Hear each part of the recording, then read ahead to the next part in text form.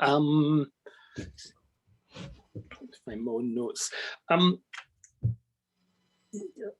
Yeah, I will sort of use the last day, and let's sort of look at this mainly in our own experience and get a sense of how we work with it. But it'd be interesting as well just to think beyond the retreat, sort of how we might use this practice and how we do it. I know when I first started doing the practice, 16 stages seemed quite daunting. You know, like 4 stages of the mindfulness of breathing was complex enough, and having this sort of 16-stage structure was like, forget what the discussion group I was in earlier, but somebody described this practice like having an IKEA flat pack laid out on their floor with all the Allen keys and spanners, not quite sure how they all fitted together. So it can seem a little complex. I think actually once you get a bit more familiar with the practice, it's not as complex as it seems, that there's a definite sort of shape to it. And it's almost like if you get the shape in the first tetrads, that the first group around the breath and the body, you've kind of got the shape of the whole thing. It's a little subtler as it goes deeper. There are kind of specific areas that you've got to attend to. But the basic pattern, I think, is a repeating pattern. And the basic pattern is basically connecting, being present to, and letting go. So you do that with the breath and the body. You breathe in, you're aware of the whole body, and you let the body calm. You're aware of how you feel. You're focusing on the piti and the sukha. And I think one of the things that's important is that the piti and sukha get the same kind of attention that the breath got. So it's not an abstract checklist that we're going through. It's really starting to notice what the lived, embodied experience of that is like, and sort of making room for it. So when we talk about kind of turning towards or stepping into, you get this motif all the way through the Satipatthana Sutta of we're aware of the body in the body, we're aware of the feelings in the feelings, we're aware of the mind in the mind. And that's not just sort of rhetorical, it's this, you know, kind of encouragement to really be connected to, alive to the unfolding experience. So in the feelings, you're connecting to it, you're focusing on that emerging positive stream. And then the sensitive to mental processes, the calming mental processes, is just the same again, just making space, just letting go of any habitual being caught in the experience. And then with the mind, it's the same, you're sensitive to the mind, and then you're liberating the mind. You're aware of impermanence and you're giving back. So that connecting, letting in, letting go is the basic shape all the way through the practice. And once you get a feel for that, I think it's much simpler than trying to go through what look like 16 discrete stages. I don't read a lot of poetry, right? But for some reason, this poem has really stuck in my mind. And to me, this is a bit of the flavor of what the practice is getting at. It's a Mary Oliver poem called In Blackwater Wood. And she says, to live in this world, you must be able to do 3 things. To love what is mortal, to hold it against your bones, knowing your own life depends on it. And when the time comes to let it go, to let it go. So it's not quite doing the poem justice. She starts off with this beautiful description of catkins by a pond in late afternoon sunlight. So the whole thing is quite sensual to begin with. So it's that definite act of sensual embodied awareness. But then this, personally, this totally works for me as a meditation instruction, to that experience, whatever it is, hold it against your bones. And when the time comes to let it go, we'll let it go. And both of them are important. So there's a couple of ways of doing that. So one is just go through the sequence of the practice as we've been doing it. So just start with the breath and the body, and you end up with reflections on impermanence. I don't know how many of you have done the 6 element practice or reflection on the elements. And actually both practices kind of go to the same place, they go to the same reflections on the impermanence of experience. Personally, one of the things that I love about anapanasati practice is that it gets there through this very careful inclusion of your whole spectrum of experience. So it starts off with the breath and the body, goes to the feelings, goes to what the mind does.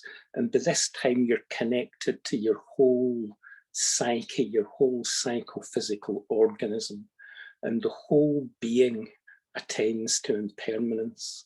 I think with some of the reflective practices, they kind of take that bit as read. But I think that, you know, like certainly sometimes when I've done it, I can come at it a bit conceptually and a little bit abstractly. And coming at the more reflective practice with this built-in samatha element, you can really get a feel for why the samatha is an important preparation for the vipassana reflections. So it's your whole embodied, connected, felt, clarified experience brought to just starting to attend to the deeper dimensions of it. And the insight part of it, the deeper part of it, isn't something different from the attention that we've been paying already to the breath, the body, the feelings, the fluid, unfolding, dynamic nature of them. So you get this beautiful sequence. And just staying with that sequence, I think going through this, in a way, the awakening factors, that just starting to get a feel for the mind and this channel of a naturally unfolding, deepening awareness.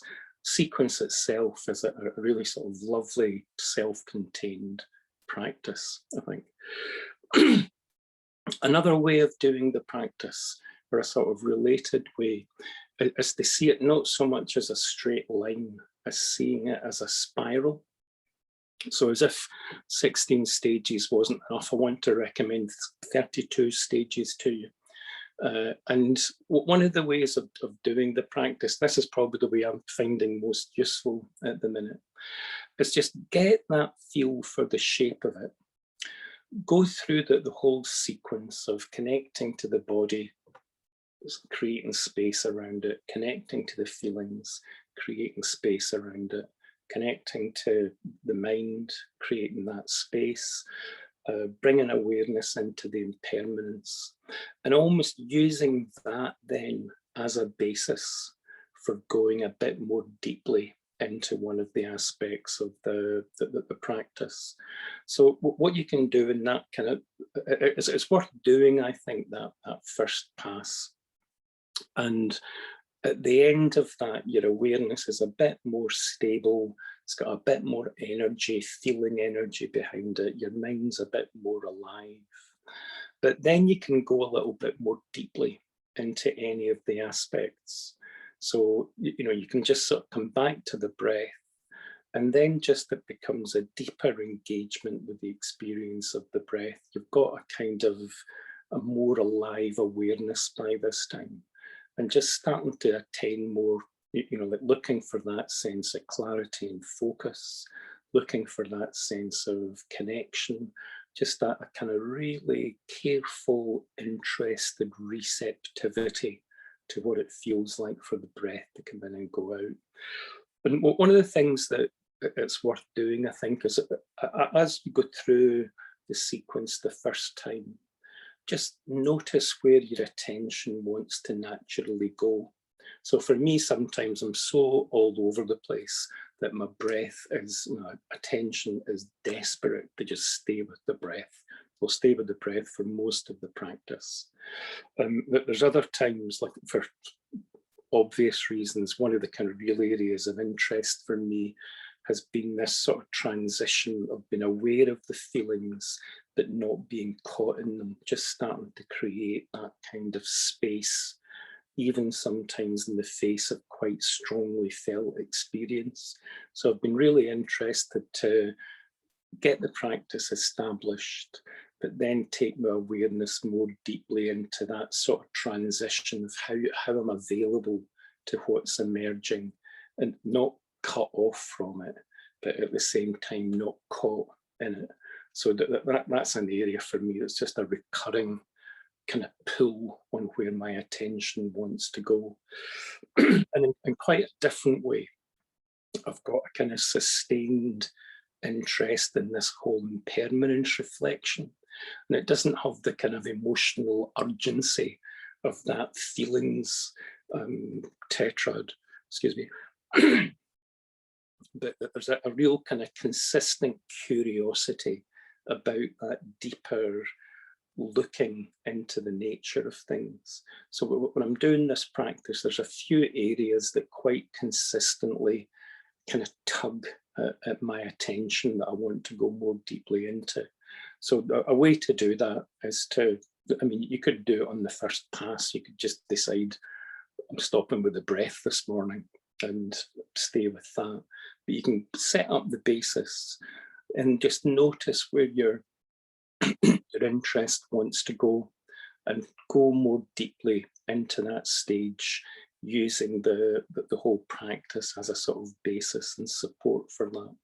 And over time, you can cover each of the areas. You know, you're becoming interested in the embodied experience. I was listening to somebody talking yesterday, quoting Padmananda, and saying that we set up this split between body and mind. It's, I guess, a sort of Cartesian habit that the culture has. And back again to this thing about the body in the body, Paramananda arguing that in Buddhism, that the mind is just an expression of a quality of consciousness. It's actually an integral part of that whole spectrum of experience. Great William Blake quote, if you don't mind me sort of pinballing a little bit. William Blake says, the body is that part of the soul perceived by the five senses. So it's not that the mind is the serious stuff and the body is just a matter of getting your posture straight. The whole spectrum of experience shows up in the quality of the breath, how the body feels. So awareness into the body, awareness into the feelings, that, you know, like that quote again, that it's awareness of the feelings that makes Buddhist practice possible. So what an important bit of practice.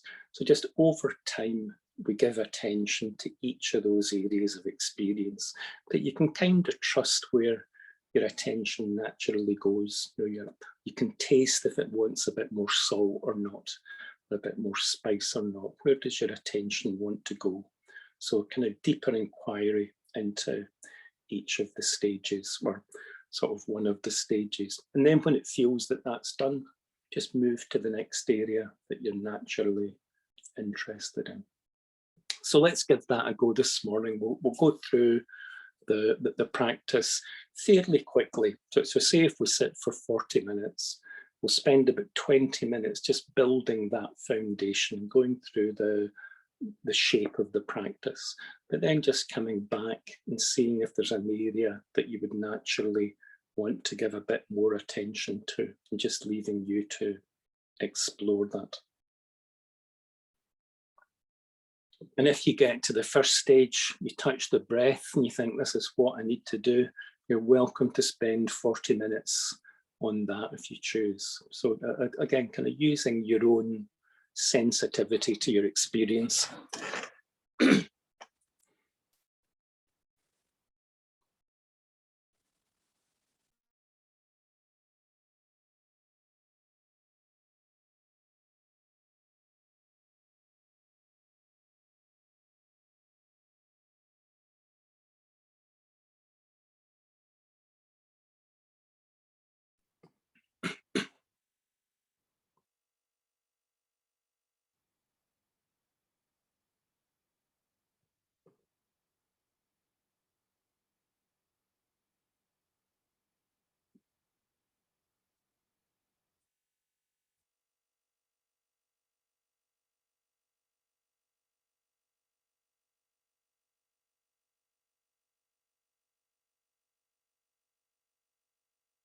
Going to a secluded spot.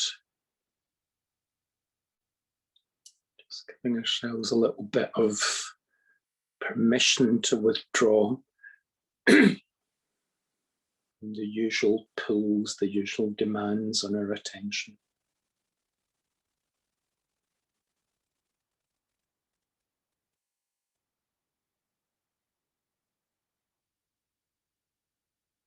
Just being clear about our own intention to take our experience a bit deeper, look a bit more deeply into what's happening.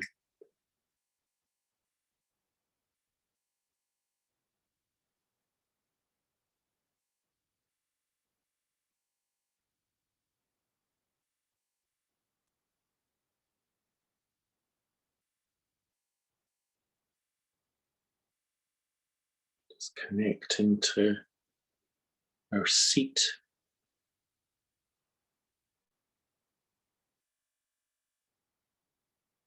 Letting our breath go right to the base of our spine. That sense of being grounded, being rooted.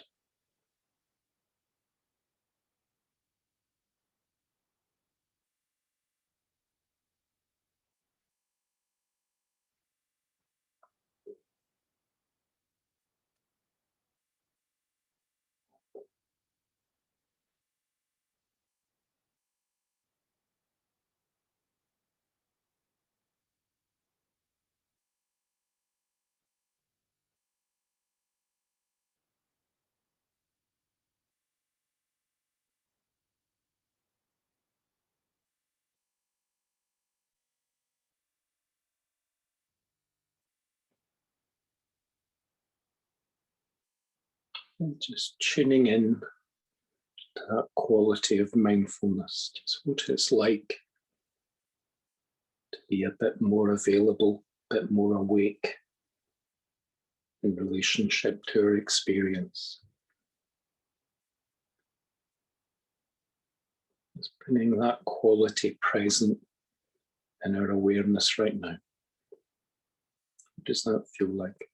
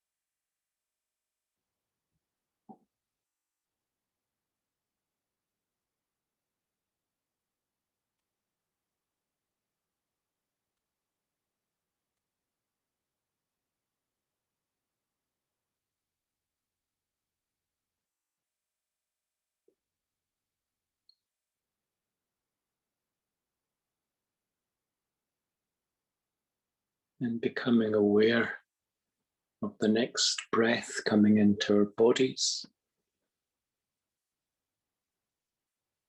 Just starting to be attentive, to be receptive to that experience. What does that feel like? The breath comes in as the breath goes out.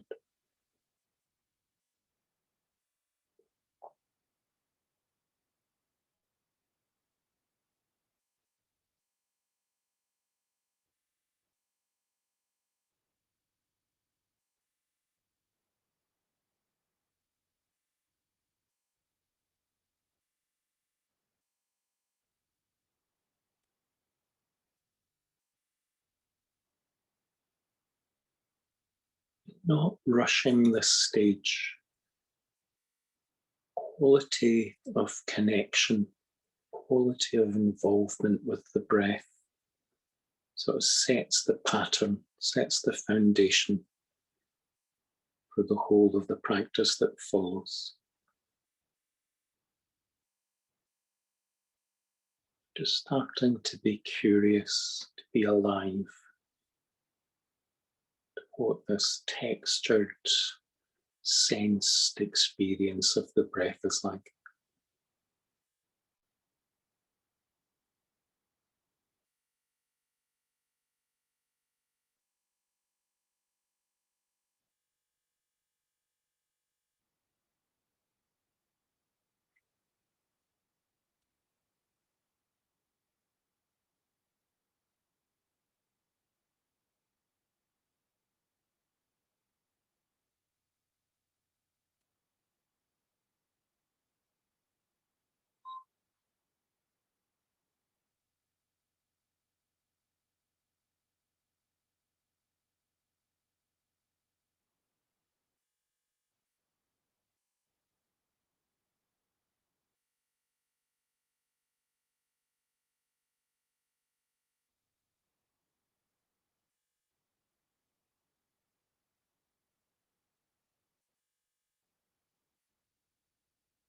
Breathing in a long breath. I know I'm breathing in a long breath. Breathing out a long breath. I know I'm breathing out a long breath. Breathing in a short breath. I know I'm breathing in a short breath. Breathing out a short breath.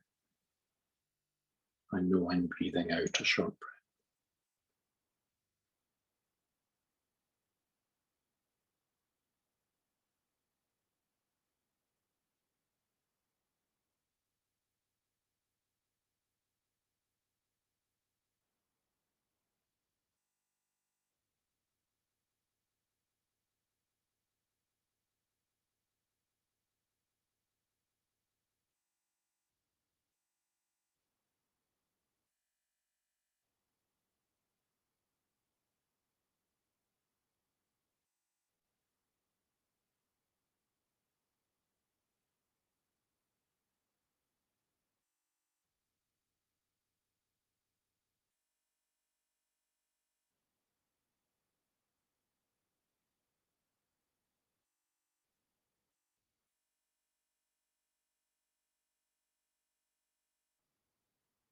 Sensitive to the whole body.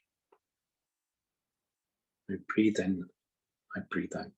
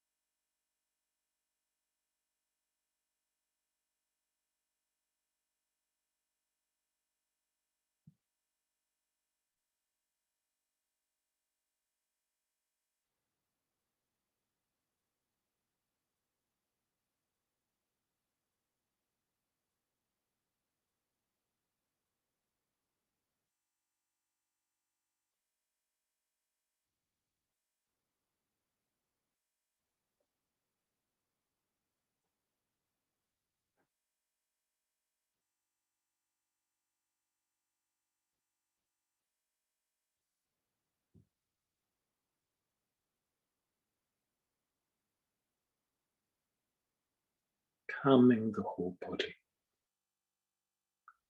I breathe in, I breathe out.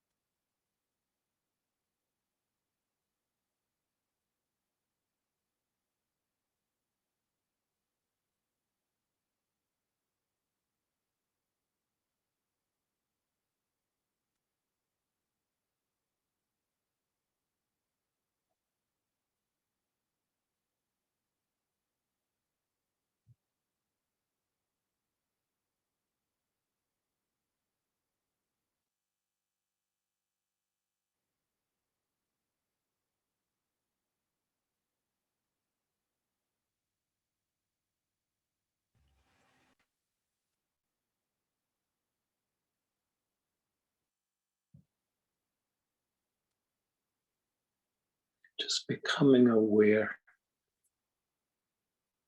of how that feels. Does it feel like when we're attending to the breath, to the body, to the calm in that way?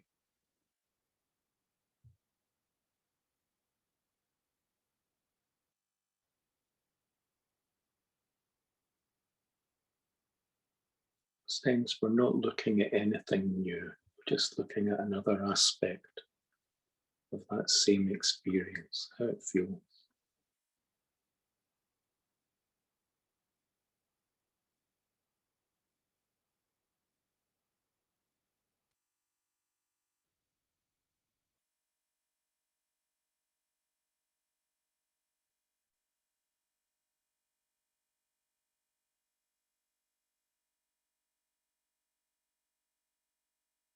In particular, just aware of anything pleasurable in that.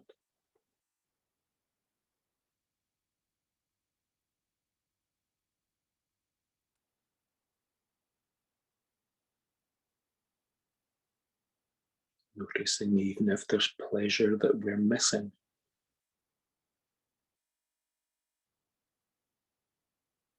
The pleasure, the experience of the breath in the body. Pleasure in the body releasing.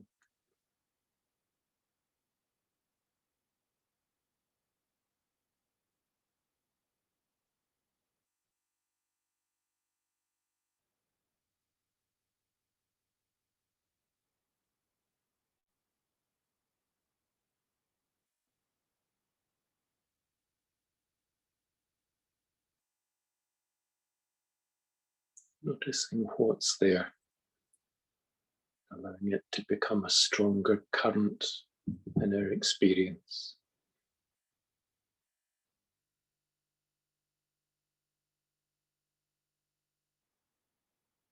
Sensitive to piti, sensitive to sukha. Breathe in, I breathe out.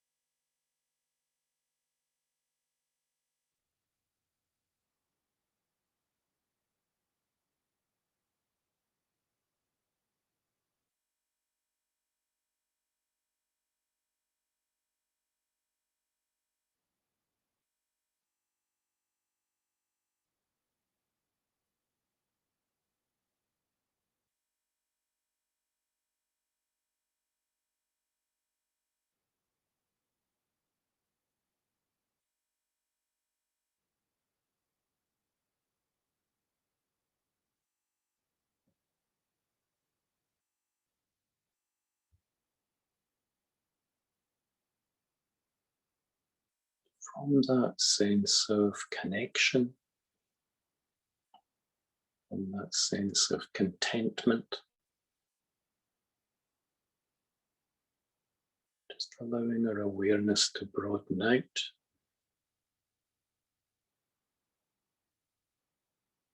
Noticing what else is there in our experience. Just finding this point of balance, of being alive to it, acknowledging it, but not getting caught in it.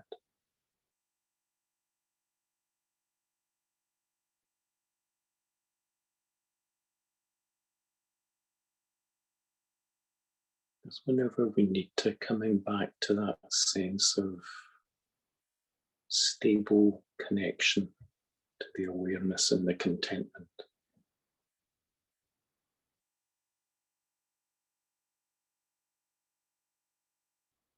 And sensitive to mental processes, I breathe in, I breathe out.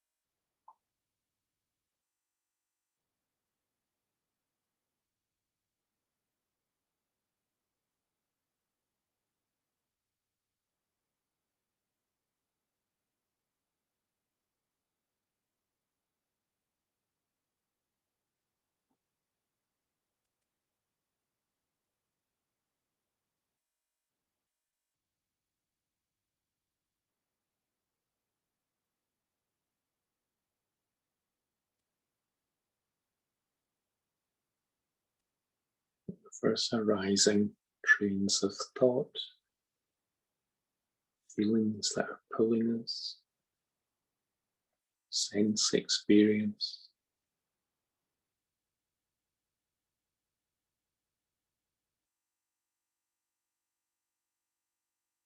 Alive to their arising, alive to their passing.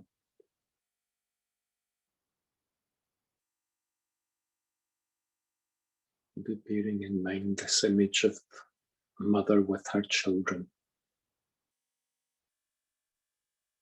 Sense of warmth, sense of care.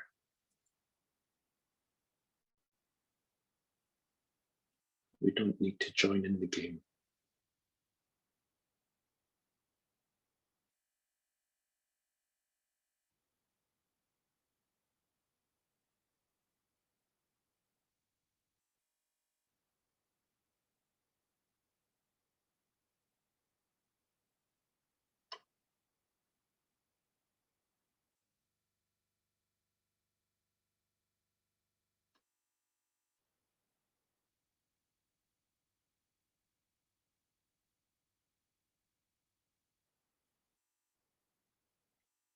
In that spaciousness, just aware of the mental activities naturally calming.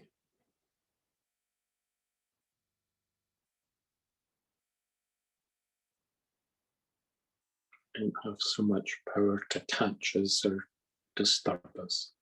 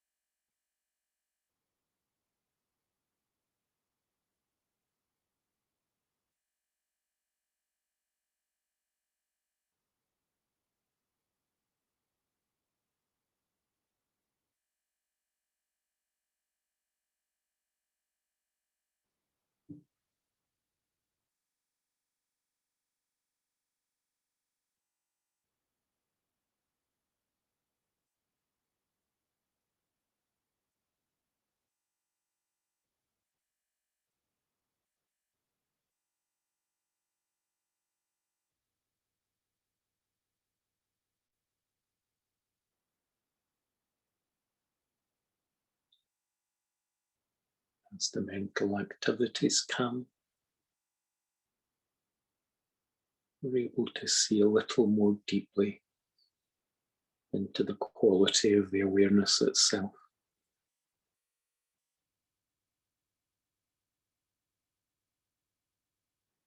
Not so much caught in the waves of the surface,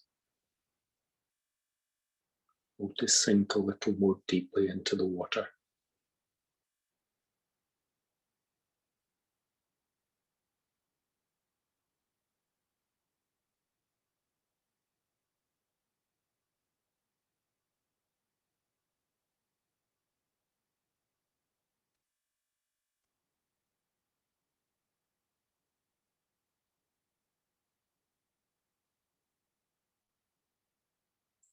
Alive to that experience of being aware itself, experience of knowing.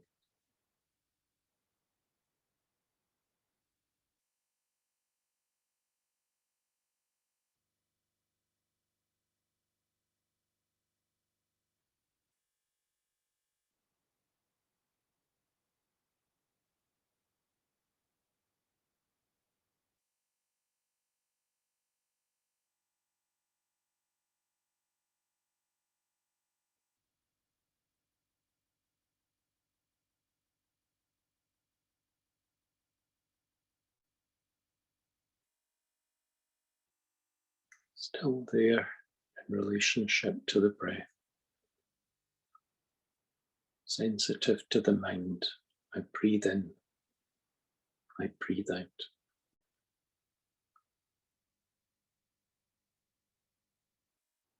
Our intention is more allowing the awareness to come to the foreground. the breath in the background.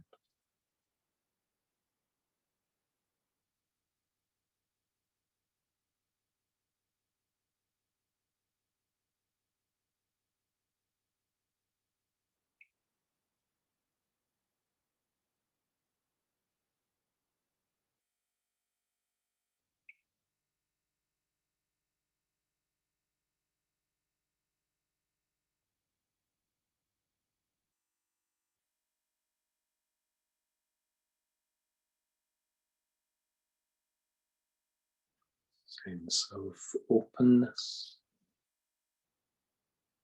quality of connection, empathy, quality of clarity,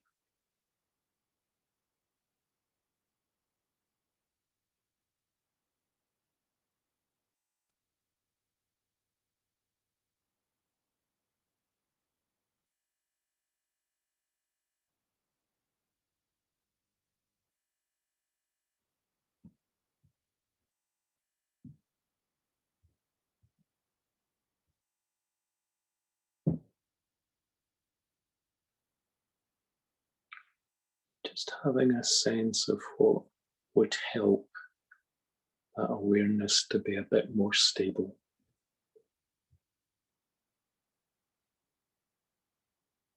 It's a little restless, and steadying the mind. I breathe in, I breathe out.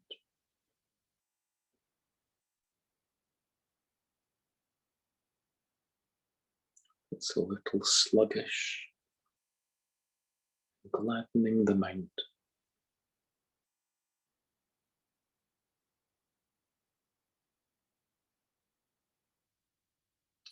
More energy into the focus, into the clarity.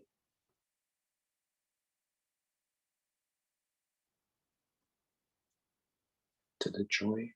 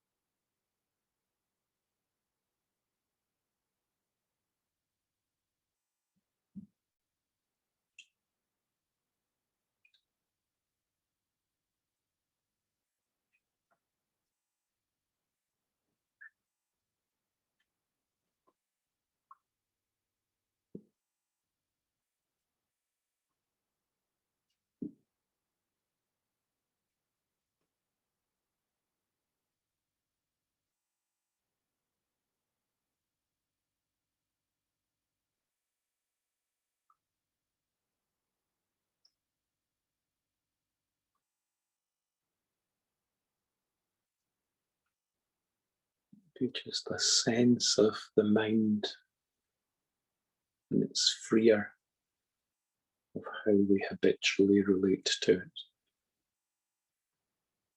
Not holding on, not pushing away.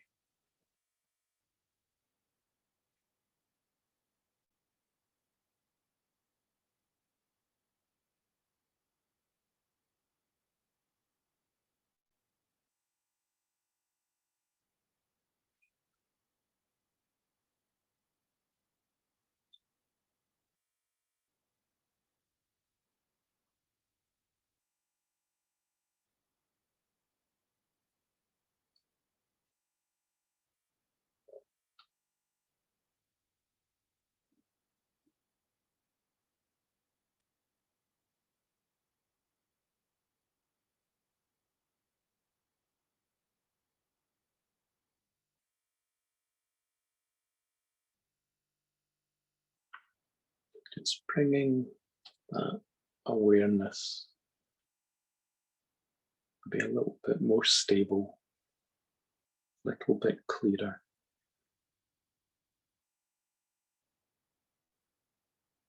Just starting to look a little more deeply into the experience.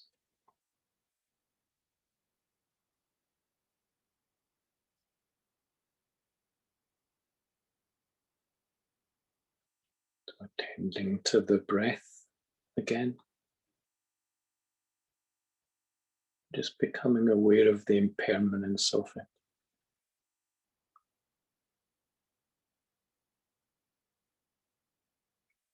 Alive to its arising, live and connected to its duration, live and connected to the fading.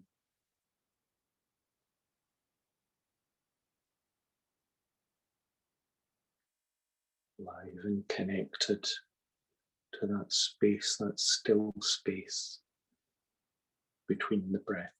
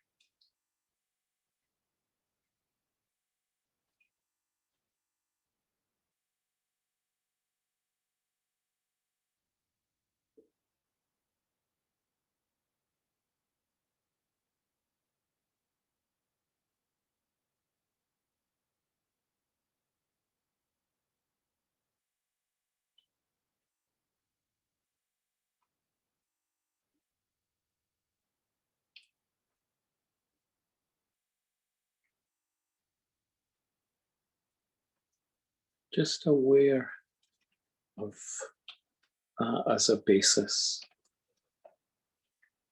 Just having a sense of what a natural next step would be in our own practice.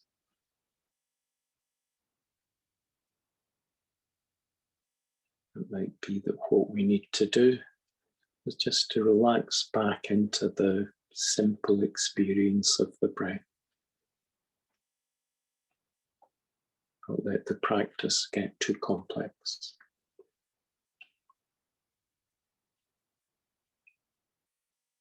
And there might be an area that we would like to look a little more deeply into.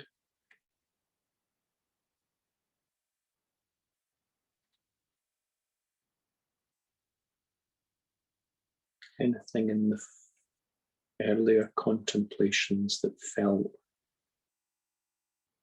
they pulled our awareness, that were significant for us.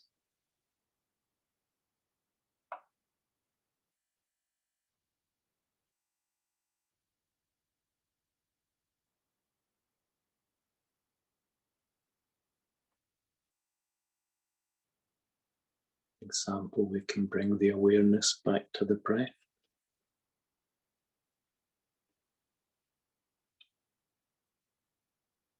Just looking a bit more closely at it.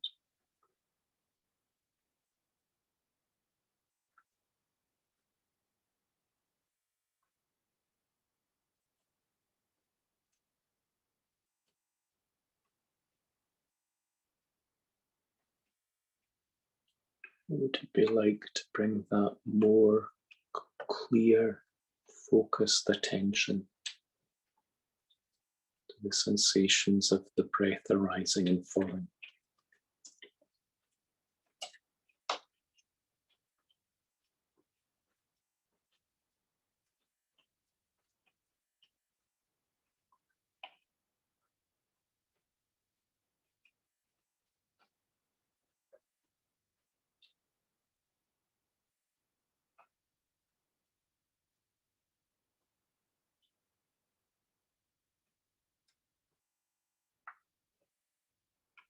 You might feel pulled to do the same with the piti or the sukha.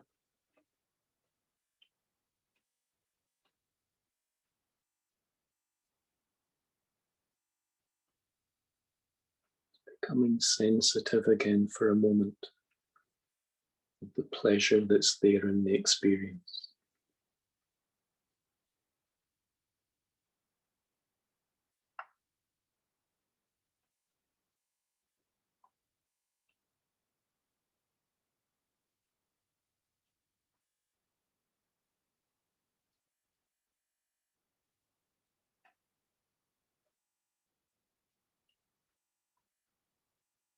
We can give that the same kind of careful attention as we give the breath.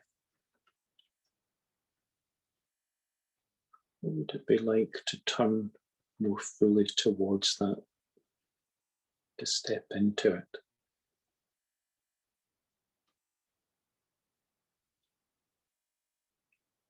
Allow our awareness to become a bit more absorbed in the piti and the sukha.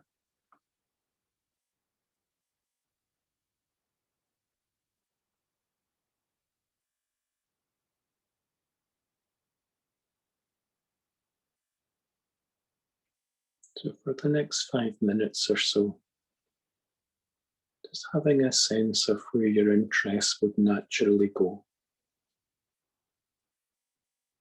Sense of how you can step into that more fully.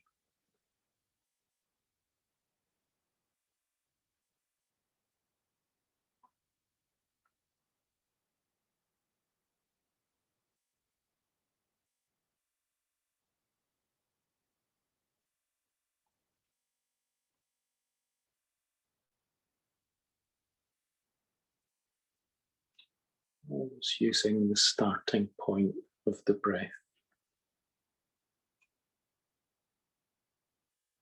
Turning towards, breathe in and breathe out.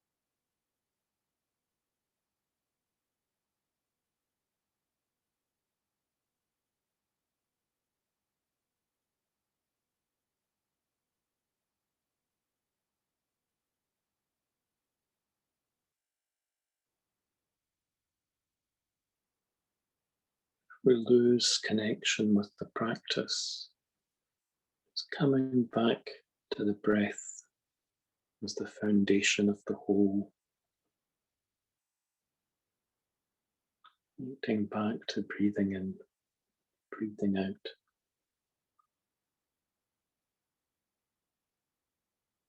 And choosing where to take our attention.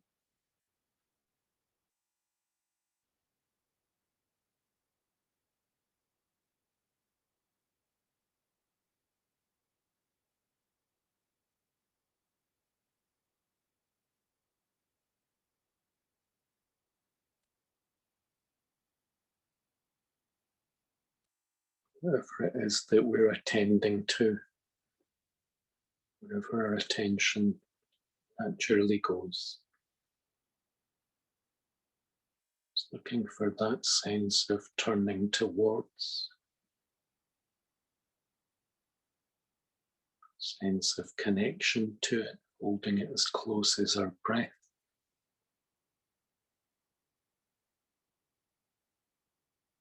At the same time, aware that it's impermanent,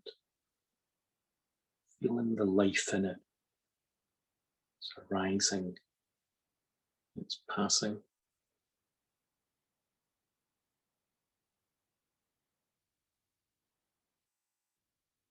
And without losing that sense of connection, so a letting go.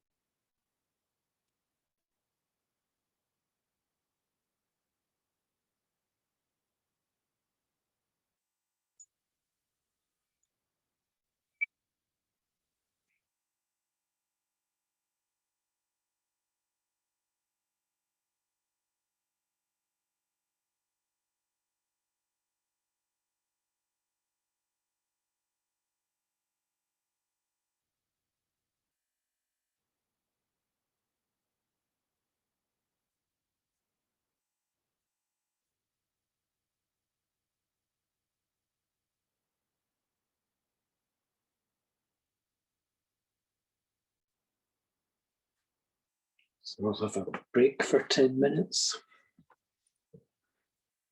You might want to do a walking meditation. You might fancy a cup of tea, so whatever it feels time for.